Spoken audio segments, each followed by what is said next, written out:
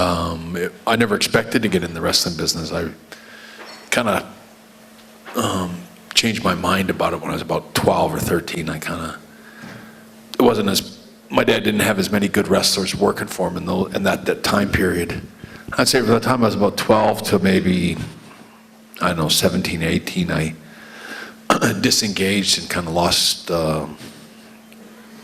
faith in wrestling a little bit, because a lot of the wrestlers working for my dad in, say, mid-70s were all very repetitious. They all kind of copied each other, and they were all sort of cheap imitations of another wrestler that had come down the road another time. But then nobody was very original, at least for me back in the 70s. And I kind of became disenchanted with pro wrestling, and I was sort of mired in an amateur wrestling career, which was a great, I was really happy to be not happy, happy's not a right word. I was very satisfied with my amateur wrestling skills and what amateur wrestling gave me. It gave me a really good basis for what I would use as my framework for being a pro wrestler.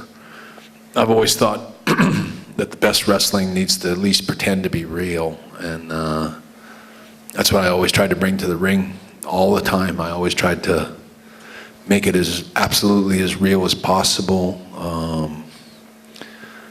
I just always wanted people to believe as much as possible, so that when they went home that night, they thought, that was a good match. That one kind of took me away and made me for a few minutes. I don't think anyone, well, maybe, I don't know how much people believe wrestling was real or is real, but it was important to me to at least try my best to at least suspend your disbelief, where you go, maybe. Owen used to always joke and go, the first 2 matches were fake, but the last 7 were real, kind of thing. And or he used to tell fans when they used to ask him, how much of that stuff's fake? And Owen would say, like, 61% is fake, but the other 39 is real. And it's kind of funny how it's hard to tell sometimes. And as a kid watching wrestling, it was hard to tell. And I just know that I think I always tried to bring that kind of realism to the ring when I wrestled. And